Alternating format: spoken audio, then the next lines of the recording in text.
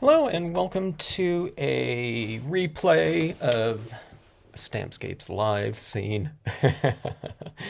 An impromptu one no one's on right now.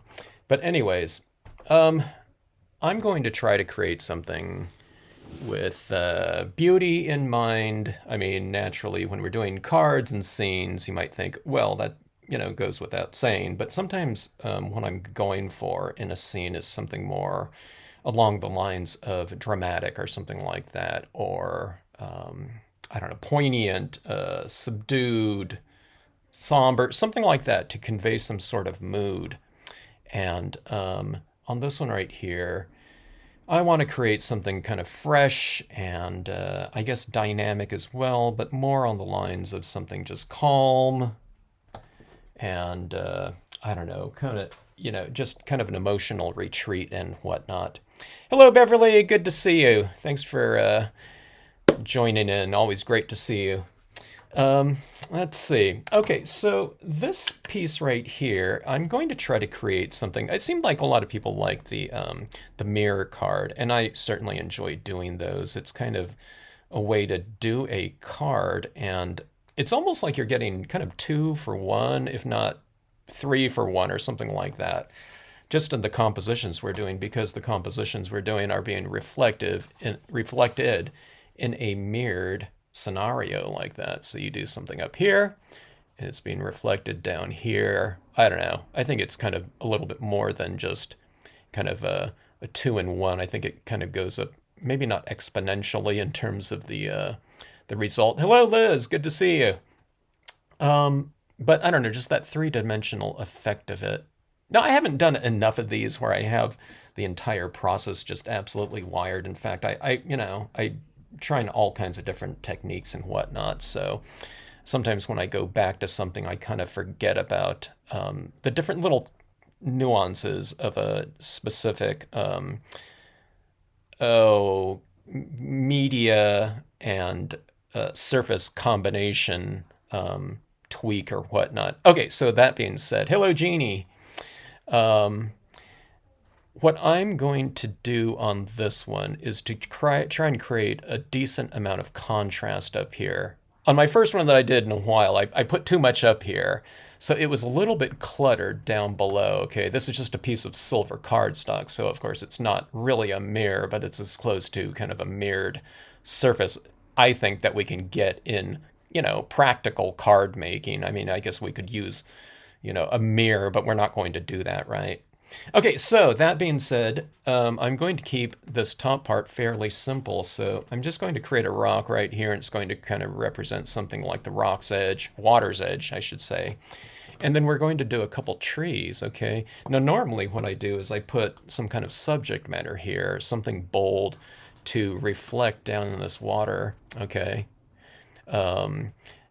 It's always kind of neat to have something, reflected down here, deer silhouette or something like that, some kind of focal point, okay? But what I'm going to do on this one, I think I'm just going to create a couple trees in here, but I'm going to leave this area in here a little bit bare, and with a little bit of planning, like say this is going to be the top of the rock on the water's edge, and so it's going to be kind of white up here. I'm going to put my fisherman down in here to be reflected against that kind of open sky from the top. Okay, so like I said, I usually have some kind of focal point up there, but the focal point is going to be down here this time. So I don't know, just kind of tweaking things a little bit, and I don't know, I guess playing around with the format, trying to figure out some really effective scenarios for that. Okay, so that being said, let's get into it right here. This is a piece of glossy cardstock. Oh, because I found out that we can emboss acrylic paint pens because they stay wet enough after application to our paper, cardstock, glossy cardstock. I'm going to use the glossy. I was going to go with a matte on this one, but I thought, when we get into it, maybe we'll go with some embossing and add a little bit of a extra kind of three-dimensional element to the background, okay? All right, so that's my theory. I don't have everything, I don't really have any of it worked out in my head, okay? That's just the general concept. I don't know what it's going to look like because I haven't done this before. Hello, Beth. Okay, let's see here. All right, so this is the water's edge if you've just joined in. Okay, I'm going to go a little bit low, okay? Because I want it to be mostly featuring the trees up top here, okay?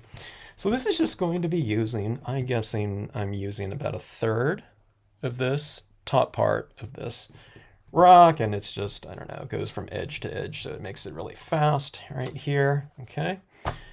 And we'll have our aspen trees kind of flanking this, kind of creating this little opening in here. I would never do that on just a normal card because it seems like it's kind of creating this stage for our subject matter, but like having no star of the scene in there, you know what I mean? No actor or whatever, main subject matter, etc. Okay, so these are my trees right here. I'm going to show you my coloring technique. I hope this is glossy cardstock and not glossy photo paper.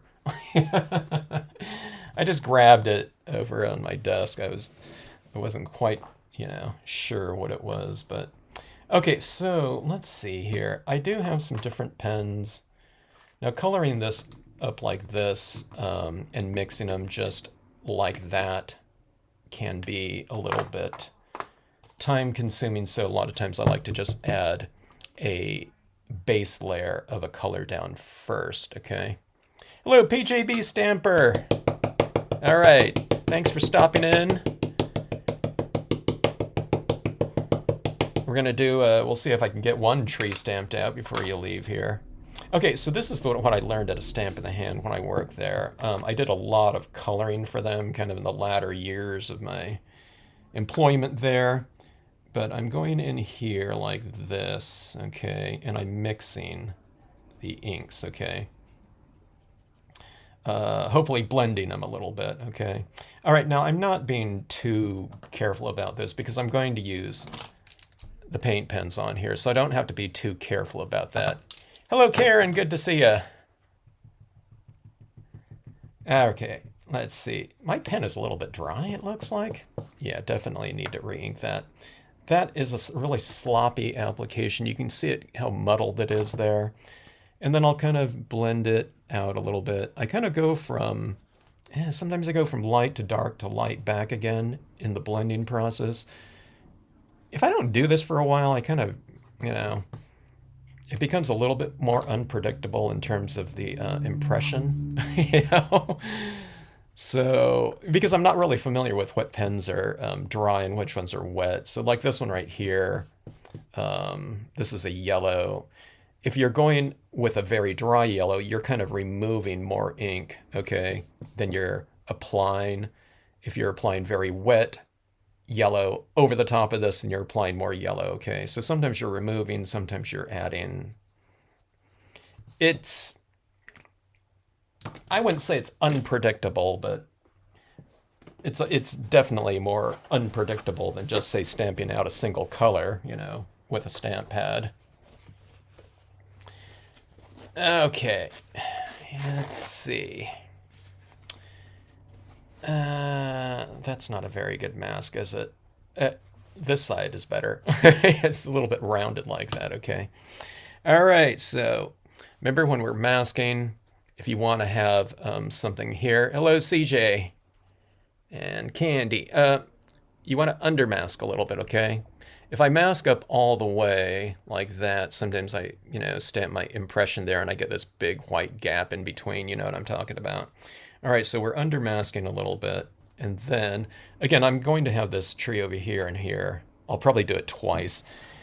I'll color it up the second time, and the second coloring won't look like the first one at all. That's just what happens. Not that we're going for, absolutely identical prints. I don't want that, but I don't know, sometimes it comes out vastly different. Or I make my adjustments with my pens and coloring. Okay, so I'm standing up because this is a fairly large stamp and there's a lot of surface area. And paper towels aren't super thick or anything, but you are stamping off a three-dimensional raised object, so you want to get plenty of pressure where that mask is, which is right here, right? Okay. Oops. Okay, there, that one impression is. I'm going a little bit darker. Okay, this is aspens. Now, if I was just going for an impression of aspen trees, I would have made it much lighter.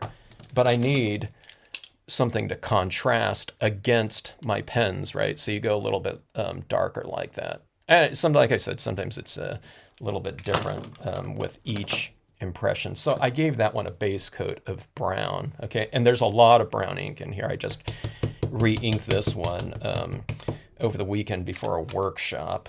So I didn't want to have to keep re-inking things, but normally I keep my pads a little bit drier, but you know, I don't want to take the time in re-inking during live workshops, okay?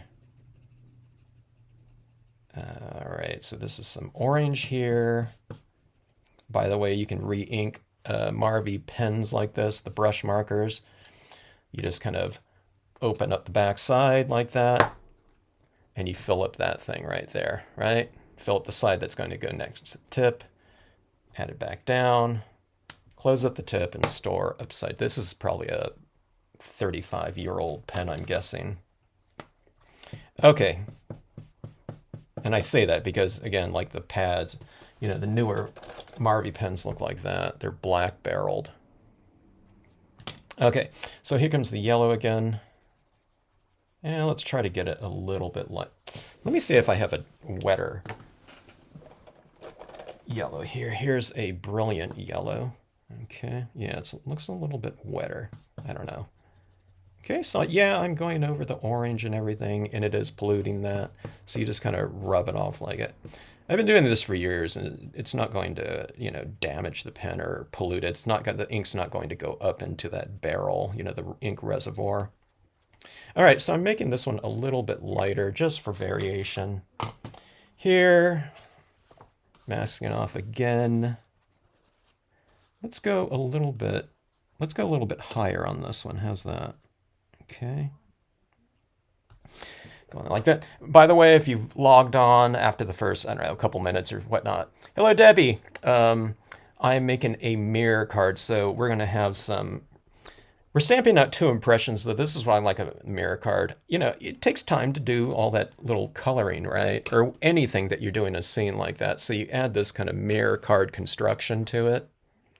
And then you kind of get double your, you know, double the effort, or double the result for your effort in a way, because it's being reflected down there. Did I say hello, Sandy? Hello. Okay. Even the scribble area looks good. Thank you so much. That's my whatever, my abstract, you know, expression. Over the years, you know, some people have commented. I don't know if it was about theirs, if they've made something out of theirs. I don't know. And like in some, you know, maybe it was like a larger field. They had they did something from that. That reminds me, someone mentioning that. Okay, so that is that. So see that? It's double your money. How can you not, you know, how can you not like that aspect of it right there, you know?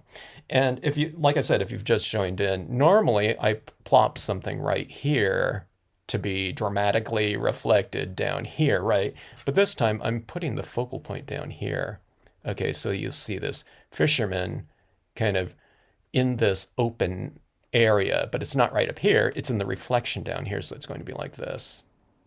I'm thinking back to this time I went into the Sierras just on my own and for some hiking. And there was this one lake up there. There's not a lot of like this type of fall colors up there. There's a lot of aspens and whatnot. But there's this one lake that had like the reds and oranges and stuff like this, like Lake Sabrina. And there was this guy that was fishing in this kind of, you know, pond, you know, very close to the parking area. I don't think he was catching a darn thing in there, but it looked really good, you know. I think he was out in waders in the middle of the water, so, you know, kind of extra, whatever, scenic, dramatic. All right, so I'm going to address this right down here. We're going to give it a darker to lighter type of formatting up here.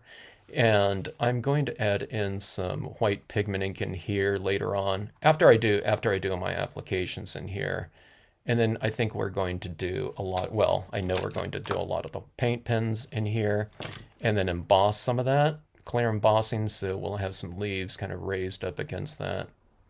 In these types of scenarios like this with the mirroring, I don't add any foreground up here, okay? Like hanging up, like I often do, like in all of, my other scenes. Well, not all of them, but I often have things kind of framing the top parts. But that doesn't represent the foreground anymore, right? This area does. So I don't have anything overhanging. What that means, though, in terms of, like here's overhanging things up here, right?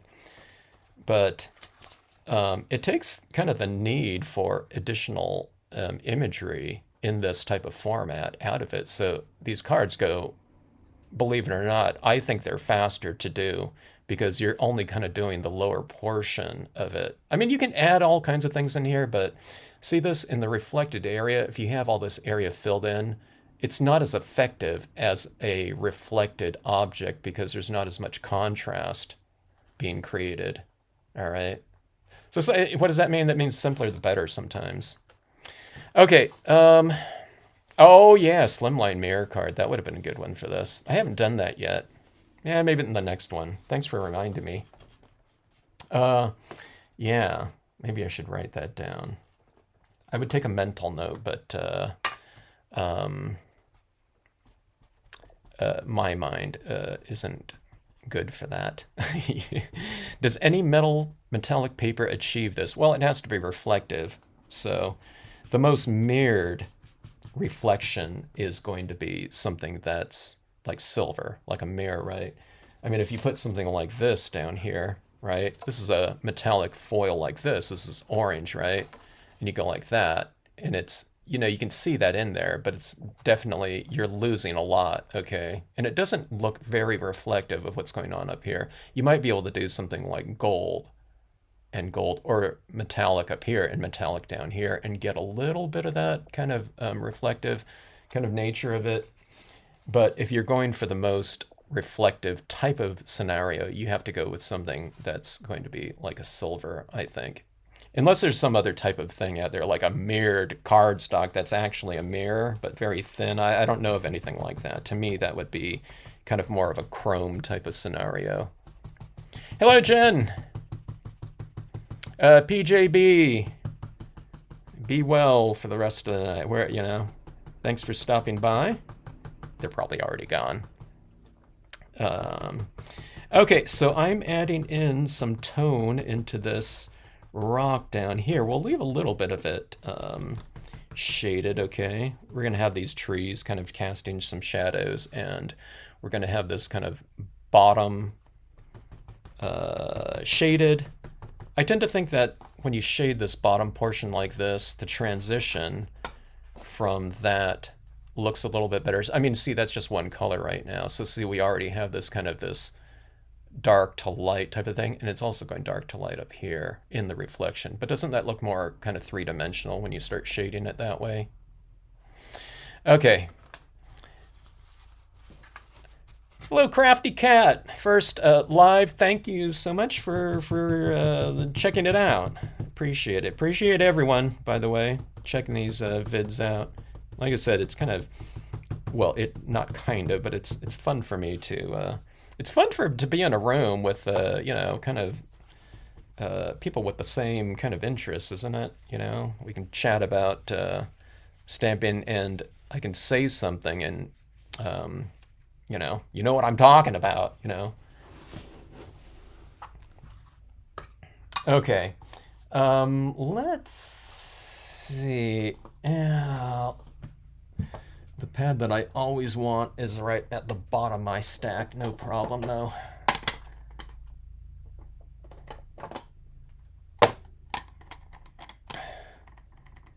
That's what's fun about going to conventions and things like that. There's like, I don't know, whatever, hundreds or, back in the old days, like 1,000 people walking around, and we're all fluent in a certain kind of niche language, that of paper crafting or whatever, stamping, right? You know, or someone will at the demo table. Hello, Diana. Um, oh, CJ, that's a good question. And with the leaves going, you don't do something with the impression itself to make something like the leaves are going, but what you do in the background, instead of doing kind of like a an application of like smooth tones like this, transitioning, what you do is you give motion to the background like that, Uh, let me do a darker tone here. You do something like this, okay?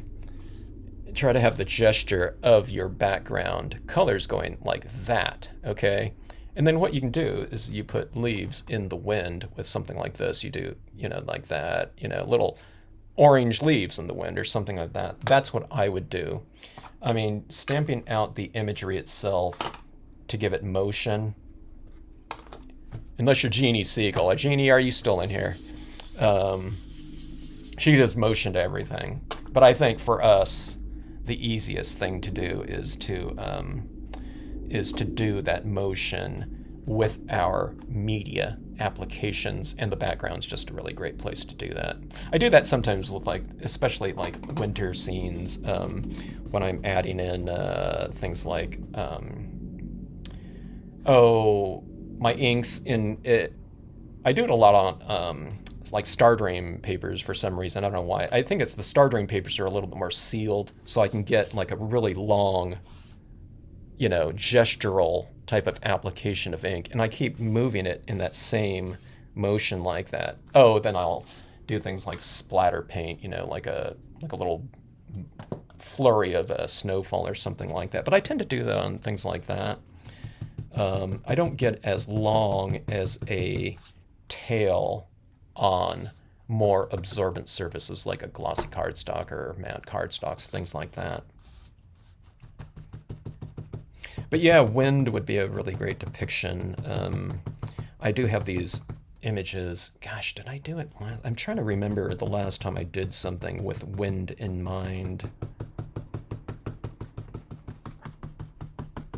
I probably don't do too much windy types of scenarios because that's the one thing that I don't really like too much when I'm going outside. If it's like super windy, like if I'm at the beach or something like that, or hiking, wind is not,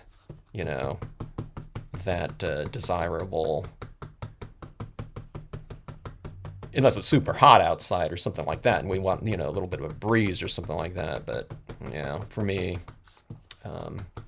not as I grew up with wind, growing up in the central coast of California, in this area called Lompoc, and it's right around this area. If you look at a map, it's right next to Vandenberg Air Force Base. I think it's called something else now, and I don't think I ever went to the beach. I saw the sun pop out like once or twice, but it was always overcast and windy. It's great, it's great for kite flying though.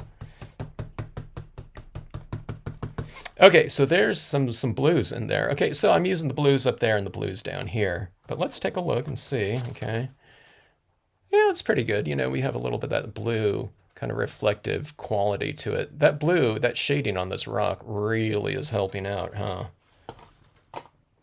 Okay, let's go to, I hardly ever use London fog, but let's give it a try here. I love going to conventions too, Debbie. That was so much fun. Yeah, I can feel, when I'm in that environment, I mean, you can feel kind of the good vibes and kind of I don't know, the energy of that, of hundreds of makers going around. You can kind of feel like the I don't know, like you can almost feel like the thought, whatever, the creative, what do you call it, the wheels are in motion, with people looking at something, and you can tell they're, the wheels are in motion as far as them thinking about what they're going to do with something. I don't know if it's in my imagination. I don't think it is because I've been in that. It's not like I go looking for it, but you can just feel it in the air, with people. And then when he times it by, I don't know, hundreds of people, not just in your booth, but I'm talking about the general convention floor in general, and just the enthusiasm, it's definitely something that you can, I don't know, it's just in the air or whatever. And yeah, I miss that. Okay, so that was some London fog there. Jeannie's never gone to a stamping convention. If that stamping convention was still going on in its incarnation, like with all conventions these days, the Puyallup show would have been really good for you, Jeannie. And that was an heirloom convention. There was all kinds of conventions in that Washington, general Seattle area back in the day. Even Seattle Center had a couple conventions. The Mars show, Mail, Artisan, and Rubber Stamp Show Mars.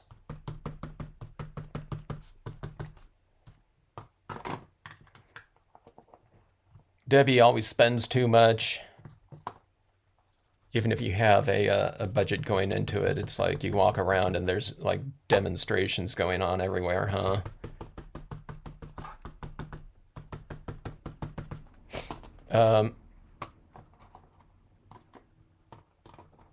Oh. Yeah, you buy those heavy things towards the end, huh? But sometimes at a convention, I mean, depending on how crowded they were, if you walked around, you might not know if you're going to make it back to a booth or not, or if, they're going to have it still at the end of the day. Who knows? Or at some shows were so crowded that you just figured, okay, you have 40 other booths to go see or whatever it was. And it's like, if you're going to get something, you got to get it right now because you're not going to be making it back there. Or with something like wood or something like that, if you can go and put it back in your car or something like that, if that was convenient, But then I don't know, some people don't want to leave the show, because you're losing time. Back in the day, I worked for a Stamp in the Hand, and they were the ones that coordinated the Carson show. She always told me all the different issues, that they had to take into consideration. So I'm talking about back in the 90s here, when people started bringing their their pull carts and whatever. So sometimes in the show flyer they had to say, hey, maybe don't bring those whatever trolleys or whatever you call it to the show. And they started mentioning even things like strollers. I thought, what do you mean you can't, telling people not to bring strollers? They got kids. But I guess that was one of those things, those complaints, that she, as a convention coordinator, would have to, kind of address or, put out there for people. And those were the shows where, I mean, it was wall to wall. It was really hard to get around in there. All right, so I'm getting a little bit too high of contrast right there. I went from, I just re-inked this Prussian blue here. So what you do is you go back to a lighter blue. See that right there? It's too harsh, right? Okay, so you go back to a lighter blue. It's no big deal. And then you just add some of that back in there. You can change your applicator or whatever. Like that. But yeah, Jeannie, you missed out on some fun, probably, with some of the conventions in those earlier incarnations. But, there's still some going on.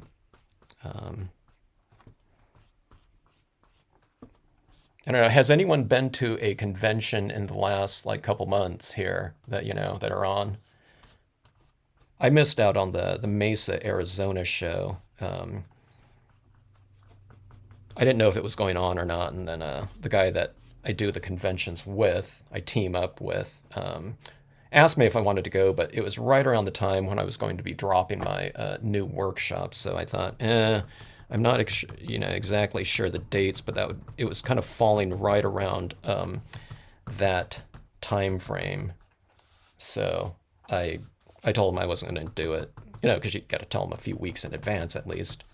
Okay, so anyways, you see that glow working right there? That's what I'm going for right there. Here's the thing. Here, see, too, I'm going into these trees like this, and it's darkening them. If I was only going to use dye-based inks, I might have to worry about it. But like I said earlier, I have the paint pens now, so I can go back in and just go right back over it anyway. So you don't have to worry about all those different little types of things. Yeah, park carts, yeah, Jen, yeah, exactly. And it was harder to purchase supplies back then too.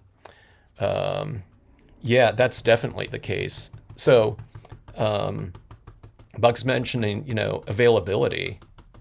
So we're talking about a lot of times things availability, and you might go to a show, and that would be the place, right, where you would be exposed to those new products. I mean, that would be the venue for it.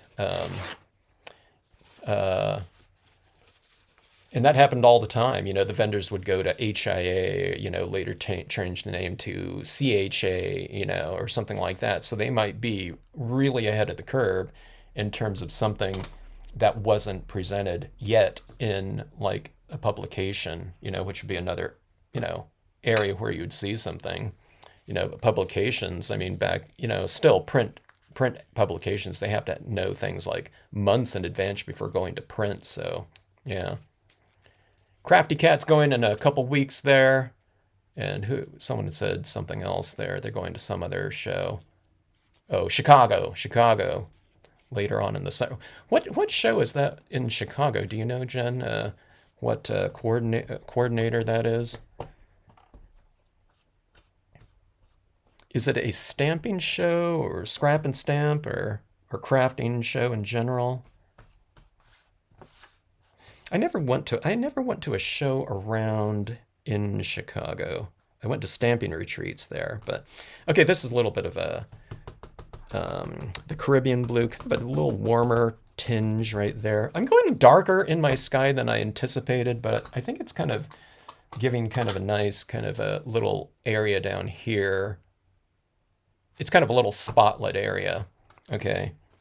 Except my spotlights normally are down in the landscape area to highlight something there. But again, I'm going to stamp out my little figure down here like that. So again, I'm hoping that that reflected light area like that will pay off. And again, this little halo of blue down here, I guess that's going to be pretty effective in terms of highlighting my little focal point. Anyway, that's the concept idea. I haven't, like I said, haven't done this before, so I don't know exactly. Oh, cardstock, that shows, yeah, any kind of papers like that. If you pick up like a few packs of even 10 packs of full-size sheets, that's going to be really heavy. Yeah. So Debbie used to go to these shows, and that was her weightlifting for the day, Maybe for a few days. It's like going to the gym, huh? You were probably tired the next day, it sounds like, especially if you're carrying wood around. Oh my gosh. Okay, I'm going to add more tone down here, and we're going to go into the black, all right? Yeah, paper is really heavy, or anything liquid too, but luckily, and I don't think it's stamping you're carrying anything too liquidy, but yeah, papers, wood, back in the wood, and back in the wood stamping days, of course, yeah, if you pick up, I don't know how many stamps, you don't have to pick up too many wood mounted stamps before we're talking about, 10, 15 pounds sometimes, or 10 pounds, like one of my, like this stamp right here, this is, I don't know what this is, like 5-6 ounces right here. I did a video recently of the mounting process of wood mounted stamps, and I did it with the largest stamp that I have, which is the Seaside Cove, and that's about it's more than twice the size of this aspen tree right here.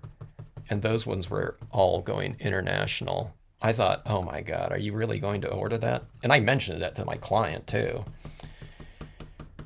And they wanted it, so yeah. I shudder to think how heavy or how much that cost to ship to. It's all going all the way to Asia. My gosh. Okay, so anyway, adding this down, you notice how I'm changing this and to a nice comfortable position to apply that ink. I'm not always working like this, that becomes a little bit more awkward, and you want to always keep your application processes nice and ergonomic like that. Let's take a look at this. All right. It's looking okay.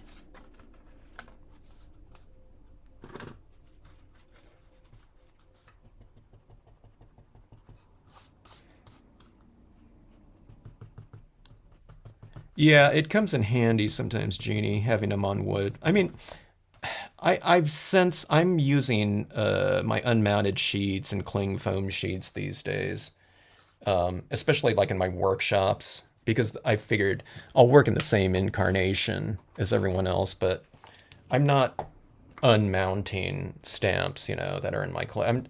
I mean, those are Stampscape stamps, but I have a lot of private, my own collection of stamps from other companies too, and as long as I have room for them, of course, I'm going to keep them on the wood. I don't know. They're like a little they're like a little art piece, to me. And every company handled their wood differently. Okay, alcohol ink pens. I'm going into things like, see these shadow areas of the rock. I'm just going in and reiterating that with some additional tone like this. Now see like this, I mean, this isn't the most detail-oriented applicator in the world, right? It's like my finger, it's like finger painting, This isn't great for detail, but, a little tip like this I can get right next to the tree or in a fissure within the rock at the base of the trees like that to kind of really anchor them down. In terms of tone, we can go in with a little bit of a warm tone like that, okay? And add warmth in very specific areas. You can layer it like that. I go in with my lighter tones over the top of some darker tones to kind of blend it out. So those little tones that I laid in there, you can't do that forever on glossy. Eventually the alcohol ink kind of really sets in there, but right after you do that, you can just go in here and blend it out, no problem, like that. Okay.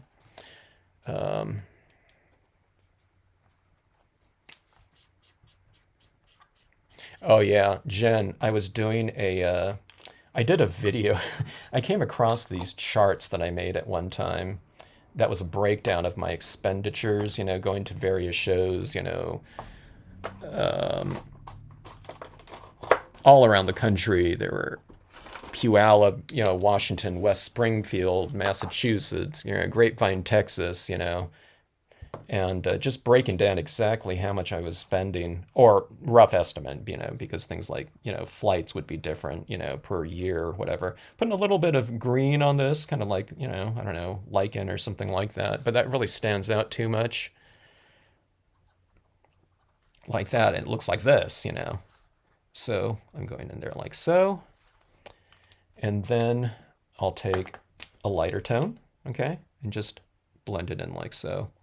But yeah, it was, you figured, I mean, if a couple of those G-size stamps like this is 238G, I mean, shipping that back, it was very expensive. So you're not only paying for everything to get out there, but you're paying for it to get back too. So yeah, it might be sometimes just better just to have that kind of end of, or second day of say, show sale or whatever, just to get rid of some of that weight. And again, that was especially in the days of where everything was wood. So yeah. But I did a video of that. I don't know why. It's just like a lot of people wouldn't think of those types of things, and why would they? They're not doing that. But I remember someone saying, yeah, they help out with another vendor, and they said they had no idea, you know. So it's like you get to these shows and you're already in the hole, you know, 6, 7 thousand. So that being said, you're not making a lot of money at these shows, especially if you're doing travel, and that was 20 years ago. So it was mostly, for me, it was promotion of the line to help the local vendors that carry the stamps sell the stamps, you know, the rest of the time when you're not there, you know, the rest of the year and whatnot. So it was largely advertising. It wasn't like a, you know, profit, you know. It was like the opposite of that. But everyone thinks, oh my God, you're selling so many stamps, you know. You must be making so much. No, it's just really a matter of how much you don't lose. Okay, so see that right down there? This is looking a little bit boring, but we have the paint pens, so I'm going to put some leaves fallen on that rock right there. Okay, now I spent a lot of time with that. I know you guys get me talking about stamping, and it's like an enjoyable thing, talking stamping, right?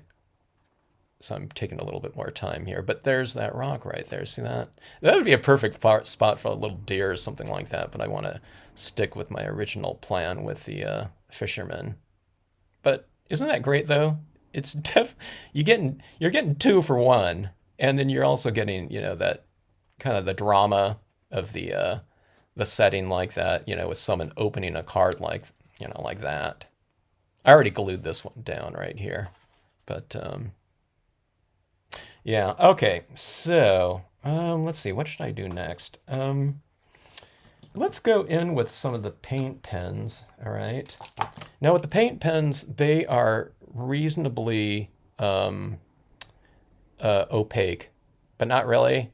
You know, maybe if I heat set in between layers, it would be a little bit more opaque. Okay, so if I put down orange, in other words, and then heat set it, and then go in with the yellow on top of that, it might not blend as much, okay? But I do want some blending to be occurring.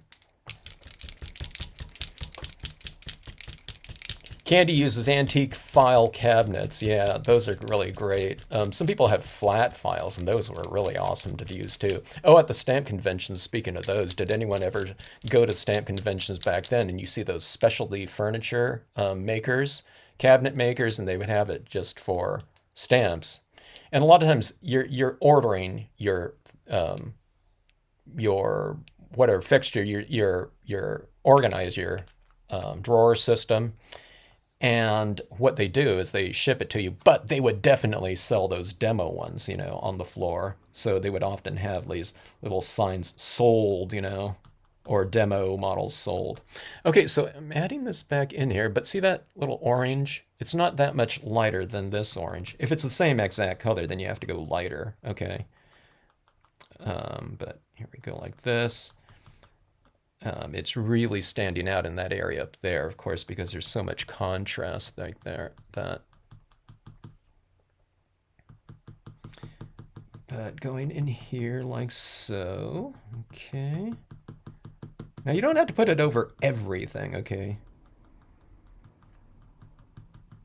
But it definitely stands out. Anytime you start adding like a different texture into any kind of scene piece or whatever, it doesn't have to be scene stamping, it really stands out. So you have to bring in kind of continuity to the overall, and then it kind of makes sense a little bit more, you know, because this right now really stands out because it's an isolated, well, it's standing out less, you know, because I'm adding in more and more, but you have to add it over here and throughout the rest of the piece. Luckily with this one, it's going to be reflected down in the bottom, so I don't have to do like 4 of these trees, you know, because of that mirrored aspect of the silver foil.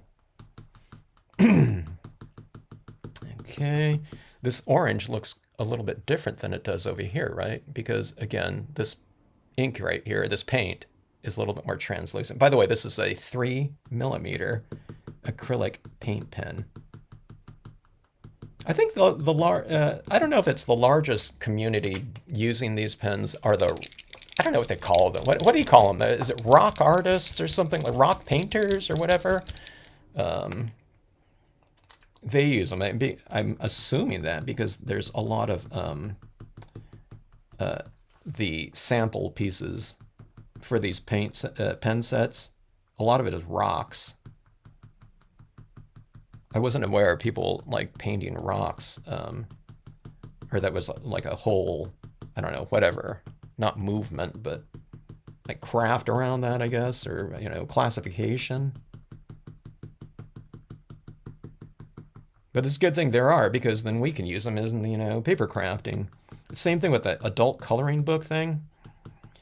Without that adult coloring book market, there would be a lot less media out there that we can get, you know, like extremely cheap. Like these sets, like that, like this. I don't know about this one, but like gel pens and like different alcohol pens. You know, they're really some really great bargains out there now. You know, speaking about, you know, getting supplies back in the you know, whatever, the old days. You know, now there's certain things, of course, that are, you know, becoming less available, like specific things from certain brands, but I think in general we're still able to get, you know, a pretty good amount of things and a pretty good selection in terms of both media and surfaces like that. Like this one right here, this silver foil. I don't know, you know, the foils have been out there for a while, but there's a big selection that you can choose from these days. And mine, you know, I found a really cheap pack of it, so I don't know, for me it's like going to last me practically a lifetime, but it was only like $17 at the time. It might be more now, I don't know what these are. Okay, so I'm going into yellow now, okay? Darker treat. Now this is where I really want this to be kind of a little bit more of a dominant color. You wouldn't think so because of all the orange in the background, but these are supposed to be aspen trees. So I'll go pretty heavy, but see how that really stands out like that? By the time I get over here, we'll look back at this, and that won't be quite as bright and standing out in terms of contrast. You could now, one of the things I can do for sure is we can spray seal this, okay? And then this yellow won't merge with the orange underneath there, okay? But again, I'm not taking off right here. Hello, Crystal Fire! Your stamps are on the way. Or your stamps are in transit. Okay, so adding this in, I see, I love that look right there, but it's like sometimes when I've been doing these pens in the past, it's like, oh my God, what happened? So I think I did do one where I spray sealed it, just to add in this extra tone. But it's not bad to do this one layer like this and to let it kind of merge in with the background layer for, you know, kind of to create a nice transitioning color scheme, okay? And then you go over it with a more opaque one, right? So you can play around with that aspect of it. So you turn, when there's certain types of media, let's say aspects of it or combinations that might be considered a weakness, if you use those perceived weaknesses for a strength, okay, so it's not standing out as much, it's merging in, then use it for the blending aspect of it. Then you could spray seal, and then you can get that, you know, opacity if you want, okay? So just play around with those things, and I don't know, that's what I try to do. Certain papers that aren't very absorbent and don't dry very easily with certain media, well, then you can use it for blending purposes. Maybe it'll blend in so much, you know, easier, nicer, whatever. Okay, so I'm adding this contrast in here, so let's just take a look and I'll show you what this looks like down there. Now see that? Isn't that more dynamic? See, with the pen, right? Doesn't that look more three-dimensional down here? I mean, it looks three-dimensional here, but to me, I think this stands out more right over here, even though there's less contrast. So you have the orange one over here. I think that looks good, but I just find that that one looks a little bit more dynamic and three-dimensional. Okay, so that being said, when I'm doing this one over here, maybe maybe I won't add in quite as much, you know, just for a little bit of contrast.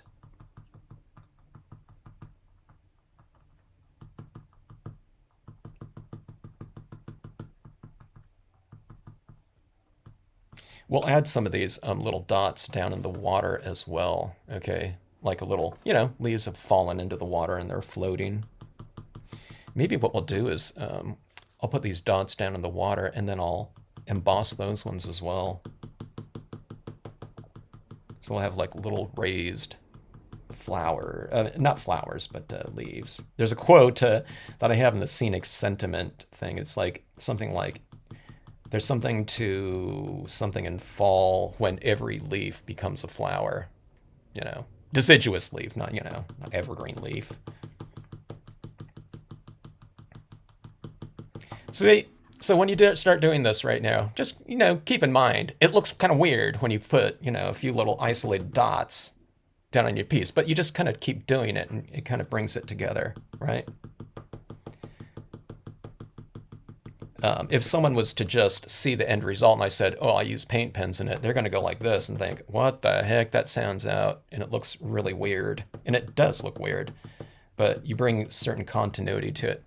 Okay, now I'm going with some of these little dots. I'm going with a larger dot too, to contrast. Over here, I was using more of the tip and going for smaller ones. So, glossy paper and glossy. Oh, yeah, there's a huge difference. Not in terms of appearance, but definitely in the way those two surfaces take media. Glossy photo paper is an emulsion coated paper, okay? And that's meant to, when you're running a print on your inkjet printer at home, you don't want that to remain wet for a long time. You want it to dry very fast, right? So when we're applying things like dye-based inks into something like that, it's absorbing and drying very quickly, okay? Glossy cardstock is different. It's meant to take inks that are for the industrial printing world, and usually there's some sort of like heating mechanism as a 4-color press is printing out, or it doesn't matter, 3-color press, 2-color press, 1-color. And there's a heater at the end of the process. They might be sealing it off. So those types of, that paper, when they're doing that 4-color printing, it has to merge in and whatnot on that same press. So it's a clay-coated press, or cardstock. And it's taking these inks very differently. Although from the handling of it, if you just, grabbed a piece, you might not be able to tell the difference. And I can't even tell the difference with some brands. But the way that we would be utilizing them, yeah, very different. Someone just asked me that, and I sent them some links. I really like photo paper with marker coloring. The alcohol markers and blending in the inks with it on photo paper, because I like the way the photo paper, everything's kind of staying on the surface. But with absorbent media like dyes, not really good. But with media that stays on surfaces like alcohol inks, I really like it. Okay, I'm trying to make it in my assessment here. I want to go a little bit darker right at the base of this, okay? I want to make that a darker transition, so the transition from whatever surface to reflection is just a little bit stronger here. Okay. Yeah, that's going to be, it's photo paper, glossy photo paper and glossy cardstock. In terms of layering of inks, you can call it's probably the polar extreme. Even glossy cardstock and matte cardstock is closer in application kind of technique and process and ability than glossy photo paper. Glossy photo papers, the polar extreme in terms of the drying aspect of it, absorption, and basically the non-ability to blend. It's just, even if you use re-inkers, it's almost it's really, really difficult. You can get certain types of results with it though, but I wouldn't use it with, certain types of techniques, and definitely not this kind of layered, super layered, transparent tone kind of process. It's just too much. See that little bit of a harder edge on the bottom like that. So you go like that. See how that kind of stands out a little bit more at the base like that. Okay, now I'm kind of doing these other things while this kind of sets up right here, because I want that to dry a little bit. Thanks so much, Marianne. Glad to see you in a live. Glad you're able to join in here. Crystal Fire's getting, Crystal Fire's going to get all set to go. Crystal Fire even ordered the tack and peel. I can tell that you're a very prepared person in terms of your research too. When I see that, from someone, I think, okay, this is, they're going to pick up on the techniques very quickly. Okay, so let's go in with some white. Okay, now the aspens, this is just kind of being a little bit more reflective of kind of the light reflecting off of those yellow leaves in there. So it'll kind of push contrast just a little bit more. The thing that I'm kind of wondering about those, if I should add in some white pigment ink first or after I do some of the leaf embossing on here. I'm not really quite sure. I tell you what, this is what I'm going to do here. As far as this live stream, I don't know if you'll be able to tell anything at all. But, okay, I'm going to be adding this in, and I'll do it reasonably fast, okay?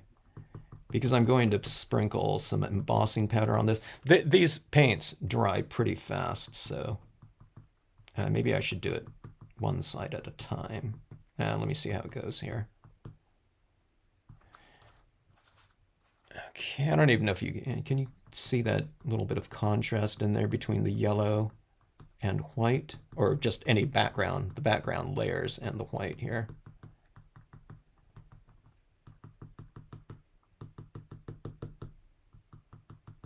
Okay, so those little dots are, reasonably wet still, okay? Let's see if you can tell the difference between this freshly applied yellow and the yellows that are underneath. I think you can a little bit, right? I can tell right in front of me just how much more yellow these freshly applied dots are. See, the other ones dried more. They're like pigment inks. The pigment inks dry kind of more, they move kind of in the direction of transparency. They're translucent, but they're just not as light as they look when they're freshly applied. So hopefully we can kind of seal in, some of that opacity by heat setting with the embossing application here. Okay, so let's see if we can grab some of that, or I don't know, halt the that movement towards in the transparent direction with this. I love the fact that you can emboss anything that's still wet. So, I love using these pens. I don't know if you can get it. Maybe if you're in an area that's just, where your inks are just not drying very quickly, you might be able to get it with a 0.7 millimeter, but the big fat ones like this, the 3 millimeter, they're a lot of paint is being transferred to the surface. So yeah, I don't know if you can see that there. There's a lot of that embossing powder on there. Okay, so I've got a lot of embossing powder on there. Who was mentioning it? It was Candy. You're mentioning you keep a brush right next to you with the embossing. I was thinking, oh yeah, I have brushes all around me. Okay, so I've got a lot of that embossing powder down there. Let's see. Here, I'll take a nice soft brush like this. Okay.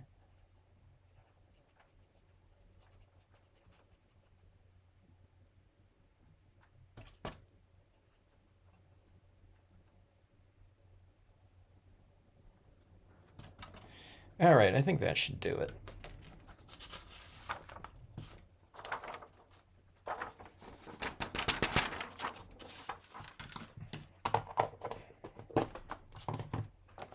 I don't know if I work fast enough to keep that really super bright yellow in there. Let's see if the embossing, I mean, it looks frosted right now. Let's see if there's some good yellow intensity in there.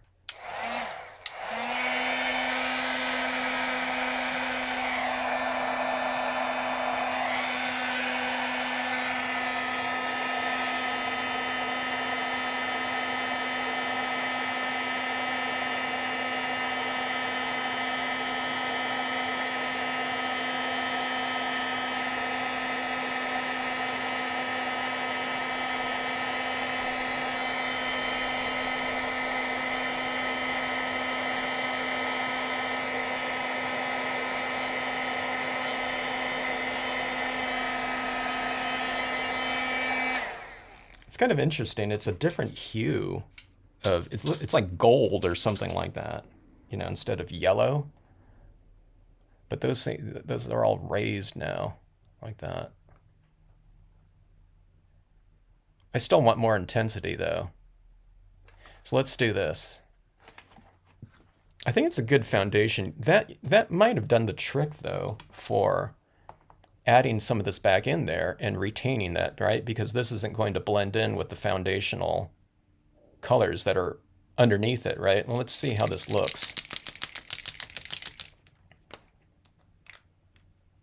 I just remembered I don't want to have embossed leaves down in here because I don't like, if I can avoid heating up the foil, it's all the better. Because the foil, you know, it tends to warp if you're using too much heat.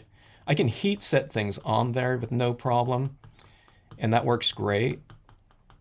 But embossing, you know, you have to kind of keep that heat on there a little bit longer. Okay, that's working pretty good there, I think. I don't think this yellow is going to fade out there. So I don't know, maybe that's the trick here, or one of the things that we can do. And plus, it's a little bit more three-dimensional too. Like I said, folks, I'm still figuring this a lot of things out with, I don't know, just not all media surface combinations, but a lot of them. And I haven't been embossing and I haven't used these pens for a super long time either. I think got them in 2021, so. All right, that looks pretty decent. That yellow stands out a little bit more. And like I said, I don't think it's going to dull or darken, but we'll see. Oh, and this right here, these acrylic paint pens, they will have no problem. They can dry on anything. You can do these on glass, and you know, they will apply and adhere to it. It adheres to just about everything, you know, because it's acrylic paint. Okay. All right, let's see. Pieces down here. Fallen leaves.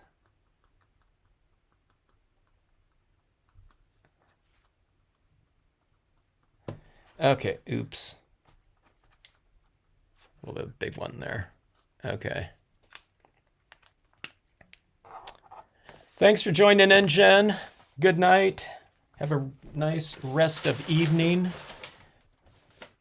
All right, let's take a look here and see. Hey, look at those leaves. Look at those little reflections down there on the rock. Stand out decent enough, too. Okay. One more layer. I can't resist. Okay, let me go back into the white because I kind of lost all my white in there. But let's add a little bit of that back into that mix. I like adding white reflections on things, especially if I'm going to add in kind of a foggy, misty white light in the form of the white pigment ink cotton ball type of technique, okay? So I like sharp highlights like that, as well as soft highlights. And if you're doing the highlights like that, you want to do them kind of in the same color. So here we have white. All right. I've got this kind of itch in me right now that's kind of a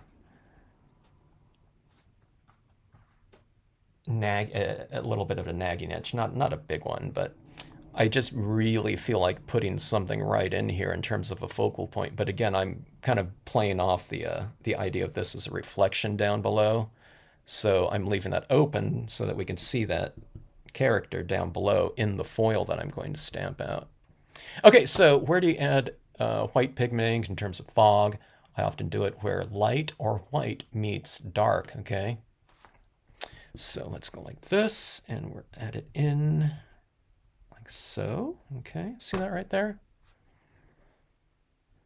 You don't do it too blobby, and don't go in real fast. You're kind of stamping, like tapping it on the inside, I should say, and then going into that like that, okay? And that way you have a lot of control over how much is being applied. You're never kind of surprised by the amount, so I'm always kind of taking a look. Okay, so let's have some of it coming over the top of this little ridge here too, okay? So it really softens that area up. Doesn't it look like you're just kind of adding that illumination into it? It's a soft illumination, really mellow one. From a kinesthetic standpoint, we're introducing the aspect of soft into crisp. You know, all those little dots were crisp. They're all kind of blended together, most of them are, but you know, those are a dot of color, a crisp dot of color. So this is a way to just kind of go in there and mellow it out. But look at that, though. I mean, it just so, I don't know, illuminating, I guess.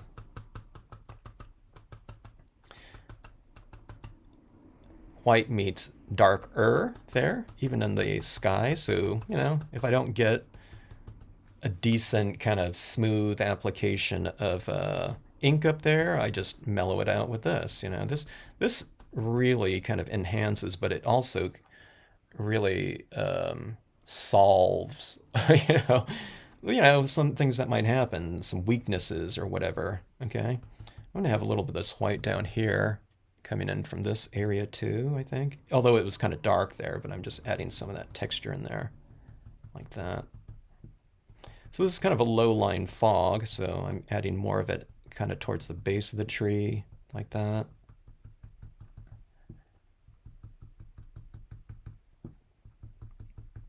Fairly subtle, you know. We have these big, bold aspen trees in here. We have this ledge, but I do believe that lighting will be reflective down there as well. Look at that. See that lighting right in there? Right in that area like that? So a little bit of pigment ink can go, you know, a long way in terms of the your textural range of your piece, like that. I'm looking at in the camera. Let me see. Maybe I can add a little bit more right here. And as I've mentioned to people in the past, what you do is you add it in there, allow that to dry, because again, this pigment ink dries darker than what it looks like, and then make your adjustments, add more accordingly. Like right here too, I can play around with this. I can go like this on my ledge and mask off my ledge a little bit, and I can put some of this kind of fog behind, or a little bit more behind the ledge, you know, so there's, you know, a little bit of space or something like that. So you can do something like that too. This increases everything. I mean, this is just a little bit of pigment ink. I mean, it's a small layer of it down here, right? But I'm telling you, though, it is just, this is one of the things that we can add to our pieces. Really get to know how to do this. You know, that would be my recommendation for everyone. Because from a textural range, just your pieces increase in the textural range just exponentially. You know, before everything was pretty crisp, so everything is hard and crisp, but when you add soft to it, it really expands everything. And people love soft things, you know. You see you know, someone mentioned a cat in the other day in the chat here on the live stream. You know, when I was mentioning soft things, you walk through a store and there's, you know, soft, you know, some soft blanket or comforter or something like that. You know, there's just natural kind of inclination to go and touch it, you know. But in visuals like this, you know, when you do something like this, it really adds this kind of really inviting kinesthetic feeling to your pieces. And it's just, and you know, it can just be a very quick application of it too. Okay, so this is white paint pen. Let's see if you can see me do this right here. I'm going to add some little highlights in here on some of my rocks. Where are the highlights going to be? Well, on the top surfaces of some rocks, there will be some highlights. It's illuminated in here. So I'm adding that highlight in the illuminated area, you know, little dots of little paint on here. What is this doing? I mean, I'm illuminating the rocks, right? There's different objects in here. There's leaves in here that are illuminated too. But what you're doing is you're bringing in a little bit of textural continuity. There's a bunch of dots up here, and there's a bunch of dots down here now. Or it doesn't have to be a bunch of them. I mean, it's really dark down here, so I'm not going to add in too much, okay? So when you do this, the thing that makes this easier to do, okay, is when I'm adding this down, I'm making a habit of kind of going in and looking at it from a distance, okay? Otherwise, you're focusing on a 1/8 inch area. So sometimes it's like we're working like this, and you're focusing on this little area, and you're going around like this, and then you go like this, and you look at it, and it's like Christmas lights over everything.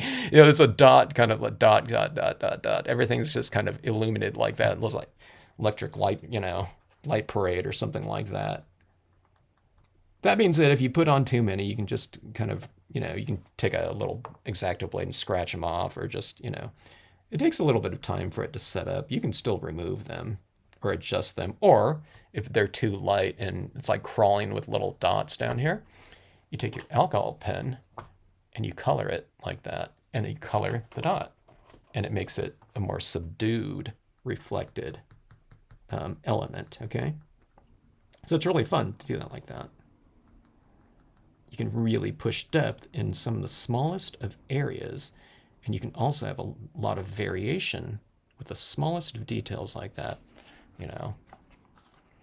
All right, this one's the 0.7mm Artistro pen. I might have spent too much time on this, but, you know, since it's a live stream. I already spent more time on this than I thought I would. I always spend a little bit more time on these trees than I thought, because I like playing around with them, and I don't know, when you're doing something like this too, I mean, we're working in a two-dimensional surface, right? But the feeling of it is almost like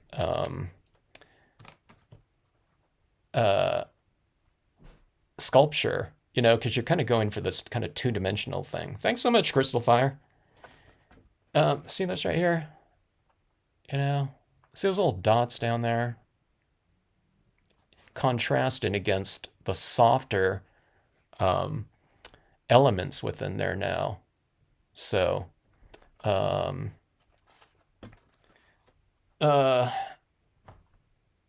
that just adds to that nice textural range. Okay, so let's take an assessment of that. I haven't assessed this in a while, but let's go down here like this. Let's see what that little character is going to look like down here against that.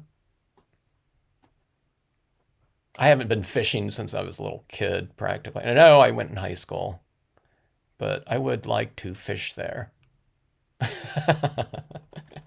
All right, so let me see. Where is that going to go? Okay, so naturally that little area in there is going to be that target area of that illuminated area, that open space in there is going to change a little bit depending on what, you know, how open the thing is. So let me see. I think probably right around here, would you say? Okay. So I'll just kind of make a mental note of it right there, okay? It's going to go like that. All right, so let's start addressing this bottom portion, okay? And someone sent me a text here. They want to know what software I'm using for this live stream. This is Ecamm Live. Okay, so that is that. I'm going to keep this, again, I'm going to keep this fairly simple here, okay? I'm going to bring in some leaves on the side here, okay? And I'm just going to do this in black. All right. It'll be like silhouettes. I have done things before where I've kind of fogged in the area with white. Okay. And then I was able to stamp out dye-based ink impressions over the top of it and to have it stand out light. But I'm just going to keep this one really simple. Okay. At the base. So we're almost done here. I spent, a lot of time with the top portion of it there. Okay, so, all right, before I start doing this, let's do a little house cleaning here. I have little smudgy fingerprints all over the place in here.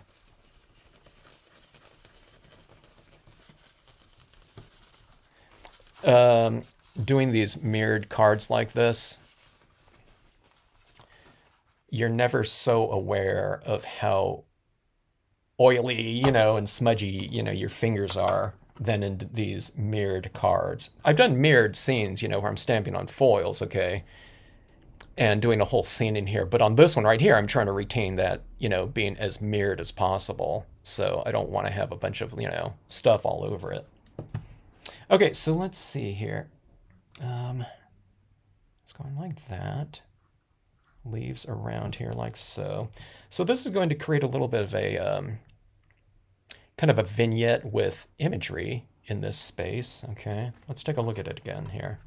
I'm going to do these leaves right here. So I'm seeing how these leaves will be, how far I want to take some of these leaves in here. Okay, so I think right here I'm going to go in kind of far. I know it's kind of awkward. You can plan to a certain extent, but then you just have to kind of just do it. But don't think you have to have everything down to, you don't have to have everything down to the 1/2 inch or anything like that. I don't know, maybe a 1/2 inch, but definitely not the 1/4 inch or something like that. Have the gist of it, because what you stamp down here, I don't want to stamp out anything too black like this, because then I would be blocking off, my reflections of the trees, like right in here. I don't want to, just totally block out something like that, right?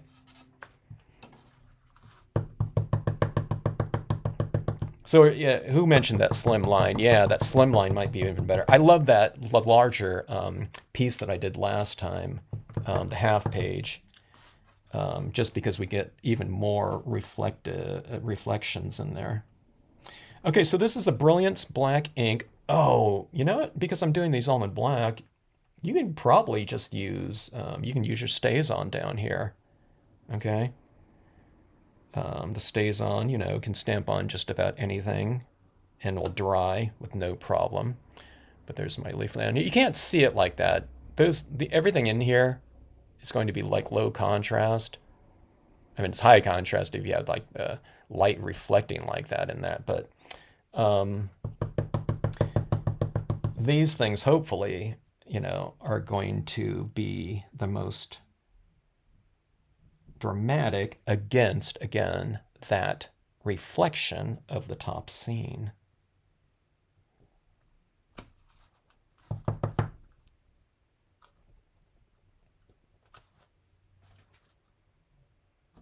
I'm changing up a little bit with the, the leaves here. These ones are more aspeny. I mean, I can mix and match too. I can do other leaves in here, other foreground. Actually, I might do some other foreground in here as well.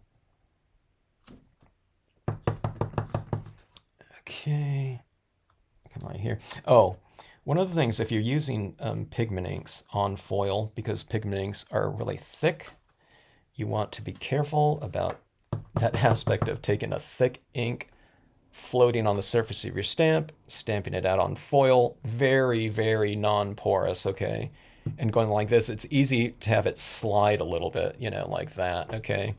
That being said, one of the things about the foils, though, is it's non-porous, so if you get kind of a little bit of sliding or a bad impression, just wipe that off with a paper towel and just do it again. All right, so let me take a look at this and see how this is looking down here. All right. I think I can go with more leaves, or, yeah, okay, let's do this right here. A little bit more leaves right here. Again, blue like this. Okay. So I have that extra one down there. I don't want it so symmetrical from the opposite side like that.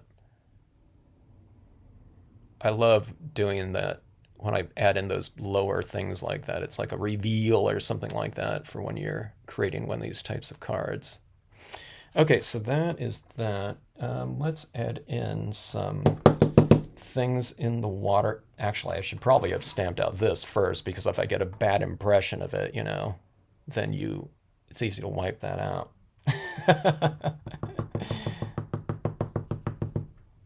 All right. Do that right now. Okay, so I'm going to wipe off this edge a little bit so that's a little reflection area.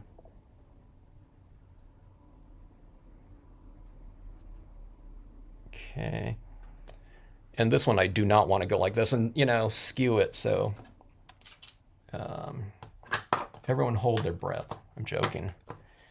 Okay, let's see. All right. One last test. Okay, this is important here. I want to make sure I get this in the right spot. Okay, so it's right here, right? Roughly.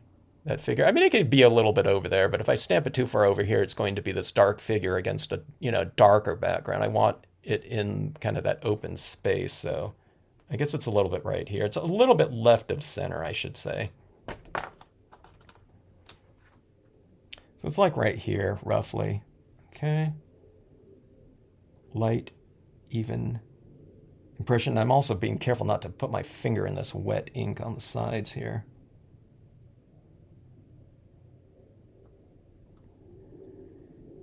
All right, holding down, allowing that ink to transfer. See you, Debbie. Thanks for joining in.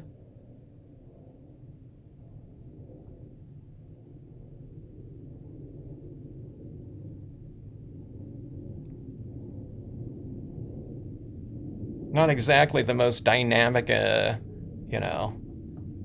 riveting,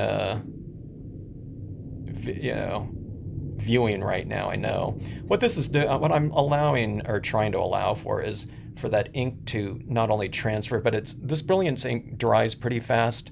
So I'm allowing it to set up a little bit so that it doesn't work like a vacuum and then remove a lot of the ink. It does a little bit, okay, but it's just not like, removing a ton of it. So let's see what this looks like here. All right. Oh, there he goes like that. So there's our little character in there. Let me see if I can get it in focus right here. Thanks so much, Eden. Appreciate it. So let's put in some little things around there, okay? All right. Let's get in some additional texture. Where's my little rocks in water stamp? I usually keep that one out at all times. As a matter of fact, it's like just permanently on my smallest of little tack and peel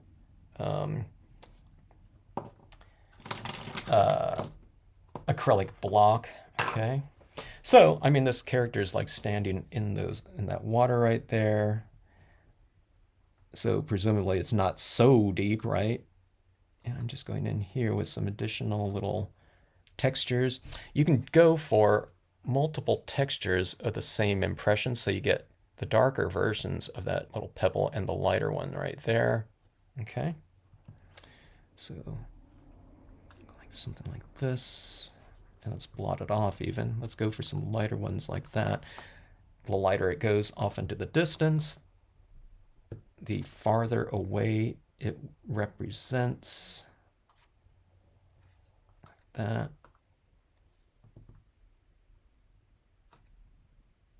If I smear these ones, it's not like too big of a deal.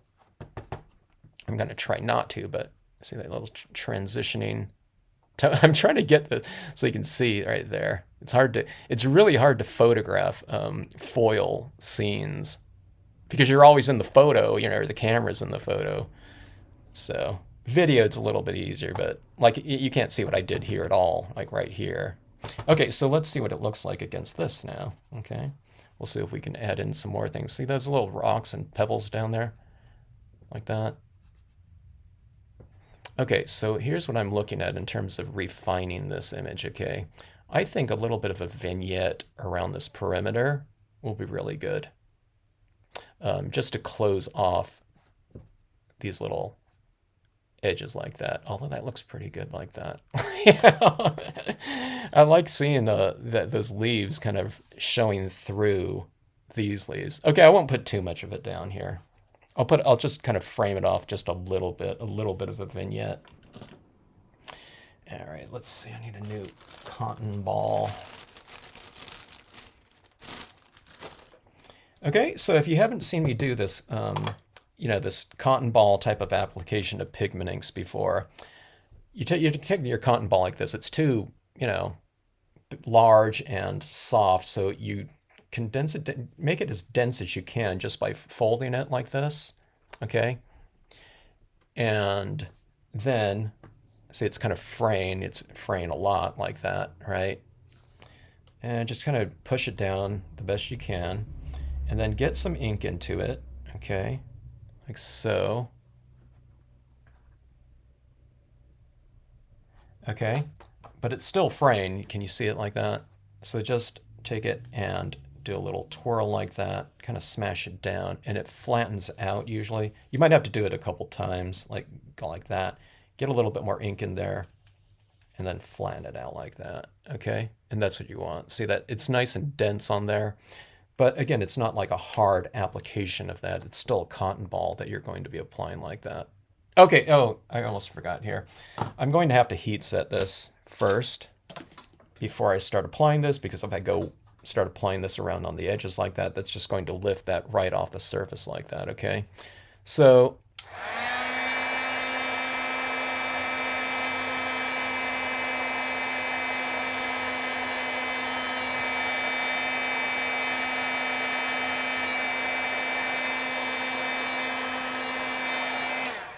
and that's it. All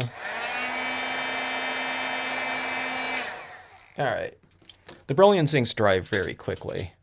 And you can tell, too, with the black. It goes from kind of like a shiny black to a little bit of a matte black in appearance, okay? You can spray seal this, and it gets back some of the... Gosh, I wish I could... I need to... I'll just show you when here's what it looks like right now in that corner, okay? And I'll apply some of this down here. You do spray seal this bottom portion, okay? I would spray seal the top too. You'll get a little bit more of a vibrant kind of result from spray sealing with something like a Krylon or a polyurethane type of spray. If you don't have either, I would go for the art sprays though, more of the Krylon ones. They're kind of more geared for artworks, art and crafts. The polyurethanes are more for, exterior furniture or something like that, something that you have out on patio, all weather. But, if you can't find something, the polyurethanes will work just fine. They might not be as archival, but do we really need, for these cards to be lasting 50 years, without yellowing? Maybe, I don't know. You might feel that way, but I don't know. The anti-acid, the whole thing, with the scrapbooking. I get it. Those are heirloom pieces, but I don't know. I don't have any problem with spray sealing with whatever, making do. Okay, let's see what this looks like again. Like that. Okay. Like so. All right, let's have some fun here too. I mean, the whole thing was fun, right? But let's go into the foil and have some of the, hello, Froggy Fresh. Let's bring in some of the fallen leaves from the aspen trees on the water's surface. Well, let's not go with let's not go with this pen right here. Now let's scale of this scene, yeah, technically it's a little bit off. We have those large trees in the background, whatever. I'm just playing with, I don't know, whatever.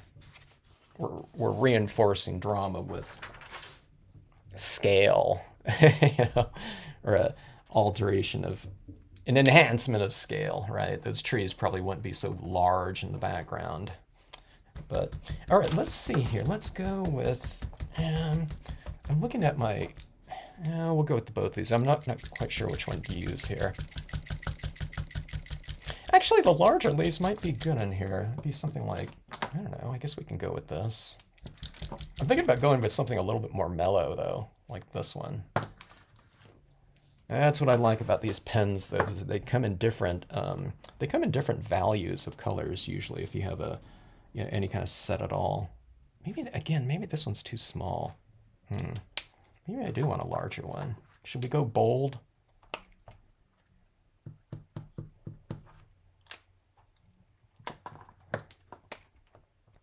One of the things I was explaining to someone is it's not necessarily an either or type of thing, when it comes to media, but an and thing. Maybe you use both things. A lot of people ask me, well,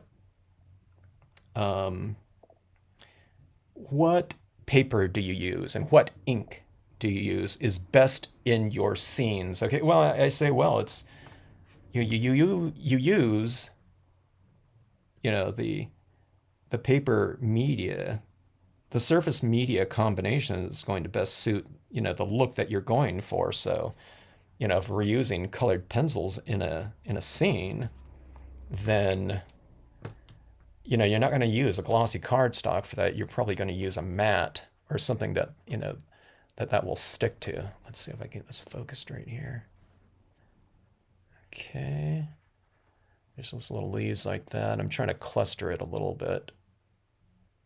But I think those yellow leaves down there look pretty good. What do you think? Okay. I was going to stamp out something too here.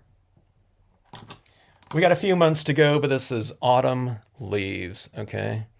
And I'm going to stamp that in my water. Let's see where it would go here. Let's put it, okay, it's going to be in white, so I think I'm going to put it right there because in order for that autumn leaves to stand out, I can't stamp it in the lighter area right here because it's not, you're not going to be able to see it, right? So probably up in this upper left-hand area. CJ's opening her packages of Stampscape stamps. It's a great day. It's a great moment, right? Anytime you're opening up Stampscape stamps. Hello, Marta. Hello, Linda. Okay, this is my cotton brilliance here. Gotta keep track of what I'm doing here. Where's my other brilliance pad? I lost it. Someone stole the pen. Here we go. Okay, here. There's my impression brilliance pad. I keep one for my cotton and one for the my impressions because the one that I'm using the cotton in all the time gets a little bit furry. Okay. All right. I should make this a habit. I should do a test print of this. Where'd my dark test print paper go? I don't see it anywhere. All right, I'm just going to do it. All right.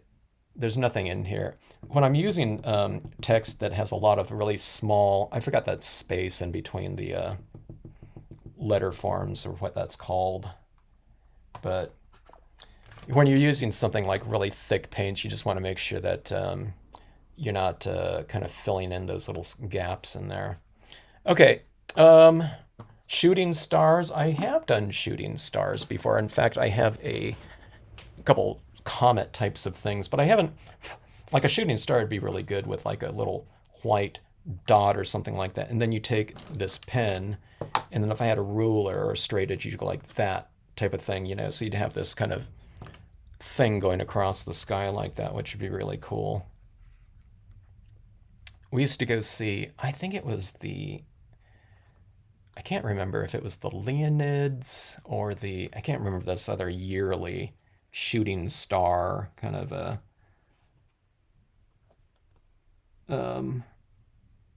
Okay, let me focus in right here on this one.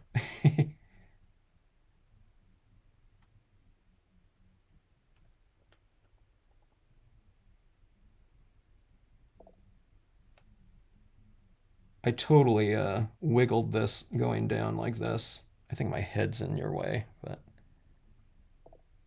let me see if I can get this. But yeah, I used to go see the meteor showers once a year in like Joshua Tree National Park, getting away from the city lights here.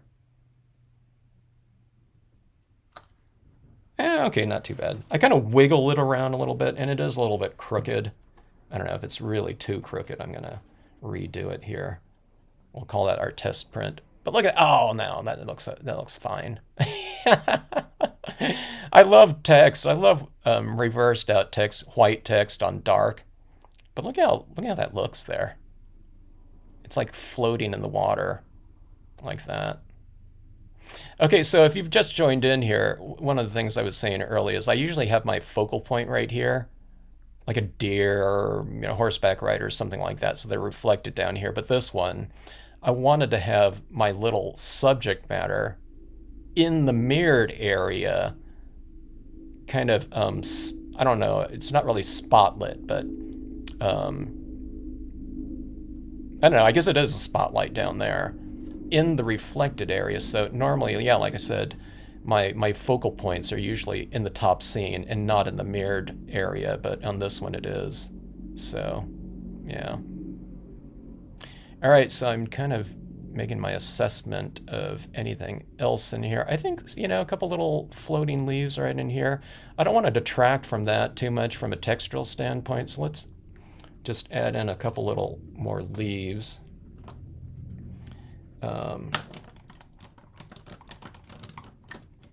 Right around here. Oops.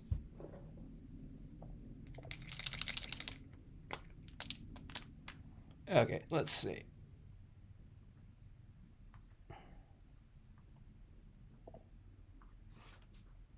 I'm going to cluster a couple of these leaves down here too. I think that's the way it would be kind of in water too. You have little things that are kind of floating. They tend to cluster a little bit.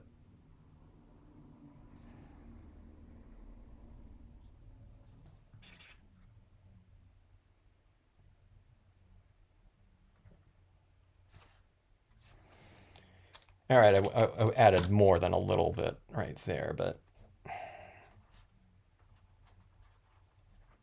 dotting is fun. Okay, there it is. See that? See those ones right down there? They're just kind of floating on the water's surface. This is one of the things that I do oftentimes when you have areas that are, okay, just maybe not quite so interesting. Okay, so let's say, for example, like this dark area right in here. Okay, it's just dark on dark. And it could just be on the scene itself. Like if I had areas like this and this was a nighttime type of thing, I might put like a couple dots out here. And what it does is it just kind of increases the value range of those areas in there. Plus you're giving it extra texture too. So I think like things like this, like these little dots in these areas like that, it kind of brings that area to life and gives someone a reason to look in that area or in those areas. It just kind of, you reward the individual for further inspection by giving them something, an excuse to, have their attention, even if it's just for a small, millisecond or something like that, where they normally wouldn't look at that area right there. Okay, so let's see. I have those little ones out here just for a little tiny balance. Let's put a couple ones out here on the other side of the word. Okay. Like that.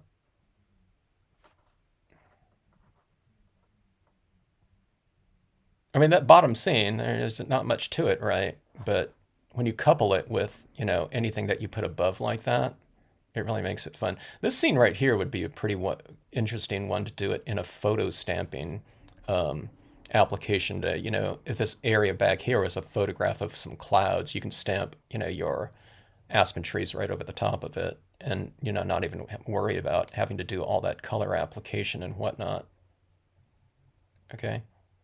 All right, so let's get this formatted here. I need to heat set that, the autumn leaves part.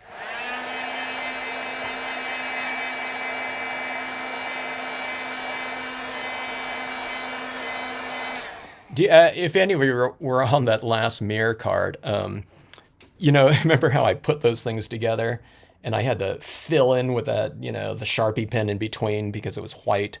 Well, I just did this one on black this time, right? So I don't have to worry about that. Okay, so let's get this taped down here. Make sure everything's fine on this. Yeah, that's well dried right here. They could be fireflies too. If they were fireflies, what I would do is I would put that little glowing kind of perimeter on them with the white pigment ink on a Q-tip, and that's really fun to do. I just did that on let's see. Where is it?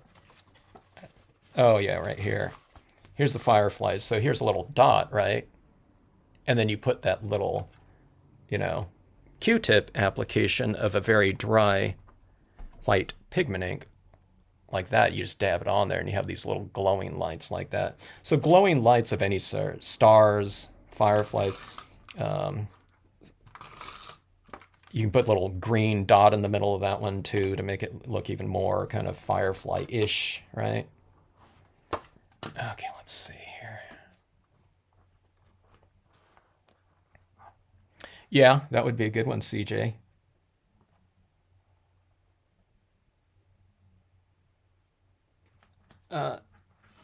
Having them fish like that. Okay, let's see. Let's see here.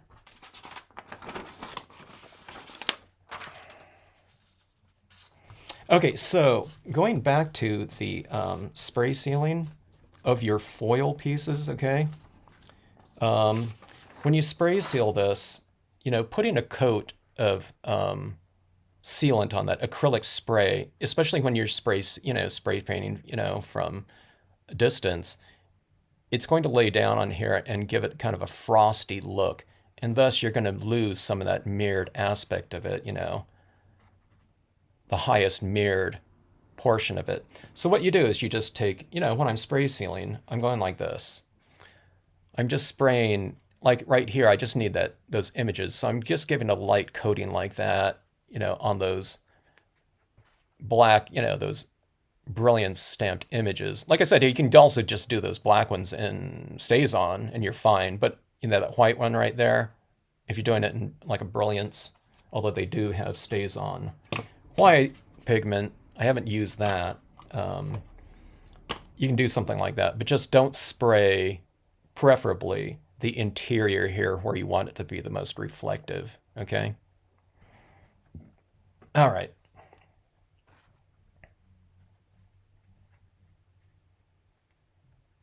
Oh, yeah, that would be awesome, Froggy, to have illumination, actual illumination. I have a set of LEDs that I was going to do that with. Where did it go? I know, mine moved it off my desk. I had it there for a while. I cleaned up my craft room in January, and I pulled out a bunch of things that I thought, maybe I should try them in application. Look how weird this bottom portion looks without the reflection. So someone opens your card, they get it and like this. They're thinking, okay, wait, what is this? It doesn't make sense, And then you say, you're gonna have to tell them, hey, you view it like this, right there. But look at that. Isn't that fun?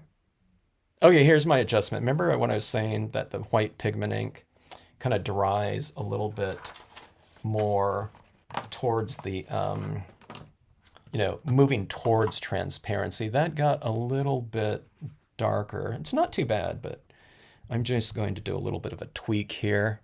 Okay, so I'm going to add a little bit more white around these trees, giving it a little bit more of a kind of a brilliance, kind of enveloping light. When you're doing these things like this, what you're saying is that you're saying that there's this moisture in the air and it's kind of enveloping your objects in there, right? It's going around them. It's that space in between. It's the moisture in the air that's being illuminated by that light. So, like I said, it feels more kinesthetic, a visual when you do something like this because it's like this nice lighting is kind of it's like surrounding your objects in here. You can add a little bit of it down here. I'm a little bit chicken, though, to do that right now because I think if I dab some of that white around in my little character down there, I think I might be pulling off the black, being that I haven't spray sealed it yet, okay? But look at my autumn leaves there. See how it's kind of slanted and crooked like that? But when you go like that, though, the viewing angles or whatever, I mean, who cares, But anyways, that is that. Um, I I'm trying to remember if I've done these aspens on a mirror card before, but I really like them, or just any kind of deciduous trees in the background like that. Okay, so just my assessment of this in terms of kind of the construction of it and the basic format. Keep this area up top here pretty simple, okay? Like if I had a mountain in the background here or something like that going on in here, um, that decrease the contrast between this open area and these trees, you wouldn't be able to see it down here as much, okay? It would be filled in. So that area like that kind of creates that depth in here. What does that say for these mirror cards? Just keep them simple in terms of the composition. Don't go too complex with it up here. Otherwise, it just looks like all texture down here, I think.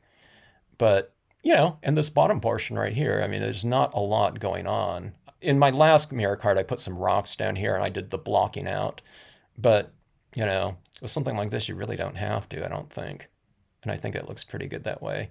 The biggest thing that, for me, from a technique standpoint, is that it's stamping out these images like this in the pigment ink without it kind of sliding around. So, that being said, just do a couple test prints, of your thing. If you want to, like you say, you don't want to do it, on your finished piece, then, stamping these out like this, like that, I'm going to show you just how forgiving this is in terms of a process. It goes like that. There it is like that. And it blurred out or whatever. You stamped it at a total angle like that. You just take it like this. And you wipe it off. And it's good to go again. You know what I mean? It's completely forgiving that way, okay? And that's really fun about it. Now, I don't know if I can do those, those little paint pen dots on it. That acrylic sticks pretty hard, but the inks do not, they give you plenty of time to alter, to completely redo, etc. Okay, but that's the only thing. It's just when I start stamping on foils again, I'm just getting my impression thing. And remember the stamp and hold. Now, like I said, you can maybe I need to play around with the stays on inks where you just stamp them on there. And the thing that I'm kind of curious about with the stays on inks is if I can use the stays on, am I going to get a darker or lighter impression of those objects? I want to go for the darkest ones possible usually. So if the stays on is a little bit more translucent and lighter, then I would probably stick with the thicker pigment inks like this. But a lot of you have stays on black, right? So why not try that, ahead of time? And if it works fine, then so be it. It might be an even better application in this mirrored portion down here than if you have, I don't know, a lot of people don't have the white one, you stamp out your image. That being said, what you get is what you get, but I don't think you would have the sliding part of it because the stays on inks are going to be much thinner than, basically a paint-like pigment ink that's built up and slippery where you're going into that. So it's just getting the feel of it. So when I'm doing it, I'm just kind of taking a, kind of a conscious, I'm conscious of that part of it. So I'm laying this down, in that last step, I'm just making sure that I'm not going like this and then adjusting or something like that. Okay? So anyways, that's the thing about foils. And yeah, I think this is a really dynamic scene again. I think these things are just more than just one, two cards. It's like, it's basically two pieces, right? But I just feel that it just, because of that, what would we call it? Someone remembered it for me. It was parallax, those things move at just different rates like that. See, against that background right there, you have this object that's moving against it like that. So, and then when, again, someone's opening up something like this, there's a little bit of movement down there like that. So they have to kind of be aware of how to do those, open up a card like this and say, wait a minute, what is this, You gotta have to explain them a little bit, because no one's doing these mirrored cards at this point in time yet. Maybe all of us in this, this video, maybe we start doing this and kind of make the mirrored cards kind of a viable construction or something like that and get that out there. I just think it's, these are things, it's just a way to really infuse some life into, some existing stamps too. One of the things I like about this one too, you get these these deciduous trees and fall, and then, having those things kind of little leaves floating around down in the water is just really dynamic too. So you have these little colored dots kind of reflecting against the tree that maybe it fell from in the distance like that. So, and again, there's that whole parallax thing with these things in the foreground like that. You move it around like this, someone's looking at that card, and these things closer to us are moving, more farther distance against those trees than those ones right back there towards the, the axis point. You know what I mean? So a lot of different movement types of kind of benefits from doing something like that. It's kind of like a side benefit. I didn't really even think about that aspect of it, but after you have it done like that, just really fun stuff like that. So, yeah. And then, like again, you put something out here. One of the things that maybe you can do, I mean, wouldn't it be cool to just take some of the little deciduous tree or something like that, and you can stamp it in foil or something like that, or kind of a rainbow types of foil, or you can foil it on there or something like that in colors or something like that, or just anything little thing. You can put a little fish, a fish out here would be kind of cool in terms of your kind of sequential aesthetics and kind of relating it to something on the inside. Or you can just have, your happy birthday or something like I don't know, maybe this is dire with the black here, have another piece in here, white piece, or, something that you mount on there, on the outside or something like that. Oh, that'd be a good idea. Not afraid of color. Yeah, you guys can build on to this, like I said, I don't know if I've done 10, these mirror cards before, so there's all kinds of little things. Yeah, but yeah, you have a couple, or some kind of little, you can put some kind of string here where someone opens it up and it can't go past like 45 degrees or something like that. Like little something attached on there, a little piece of, on something like this, maybe some gold thread or something like that. Someone's going to open it up and say, what the heck, what is this here for? But I don't know if these little pieces like this kind of get out there, people will kind of figure out what they are. All right. So anyways, thanks for joining in. Enjoyed stamping with you. I wanted to stamp something kind of nice and, I don't know, whatever, beautiful, some beauty in nature type of thing. Like I said, I don't always go for something, the notion of, I'm not going for something beautiful all the time. Sometimes I'm going for something dramatic or, somber or something like that, some other types of mood. But I don't know. Sometimes we need a little break from the headlines that are out there. If not a lot of times these days. But yeah. All kinds of different possibilities here. Can you imagine like some pink, blossoms, some cherry blossoms or something like this? I want to do more of this thing with the leaves in the water. I think my favorite thing about this, in terms of something new, I don't think I've done so many like little things floating around in the water like that anymore in terms of color. But I really like that look right there. especially with that kind of movement like that. Yeah. All right. Yeah, thanks so much, Lori. Yeah, hitting the like button, that helps the whatever, the algorithms and stuff like that on my little kind of unknown channel right here. It would certainly help out to get some get a little bit of traffic over to the channel and whatnot. But yeah. Thanks, Crystal Fire, again. And hope your stamps arrive with you quickly. Thanks, Jeannie. I'm not eating dinner anytime too soon. I found out my son's going to open gym tonight, so he's not getting back until like 9:30. So I don't know. I'm gonna have to eat a snack before then. But oh, and another thing too is this is my first time I've had my kind of focal point down here in the lower section as opposed to that top section. So I don't know. I need to experiment around with these mirror cards because I think there's just so much unexplored terrain out there to take a look at. And it's not just for scenes, right? You know, you have something up here. I don't know. I mean, it'd have to be an excuse for having like a mirrored area down here, but it'd be kind of be cool to do some other types of things. You know, you can have a mandala up there or something like that. It'd be cool to have it reflected down here or something like that. Or you can cut out like a cricket, machine or something like that and do like circles.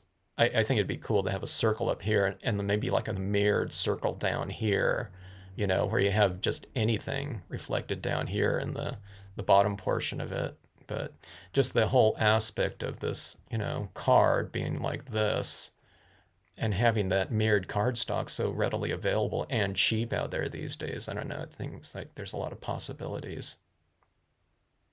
Okay, thank you for joining in, Mello. Thanks for joining in on the stream, Pam, Froggy Fresh, everyone, that didn't comment and whatnot and checking it out. I appreciate you stopping by and checking out the piece. Always appreciate you kind of logging into the channel, subscribing, getting your notifications, and so on and so forth. If you have any questions about anything on this process right here, drop me a note in the comment section or email me and whatnot, and I'll explain different types of little things. Or if you try something out like this, and people don't have problems with the top portion right here, but if you run into any kind of issues with that foil, drop me a note and I'll let you know at least the things that I've figured out from working on it.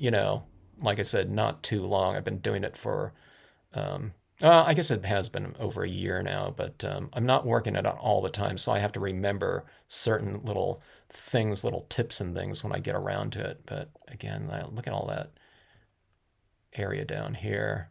I look down into the mirrored area more than I do the top area of these things. So I work most of my time on this top portion, but my attention is all down here in these mirrors like that. Okay, good night, everyone. Have a good nice rest of evening, morning, whatever time of day it is for you. And let's see. Logging out.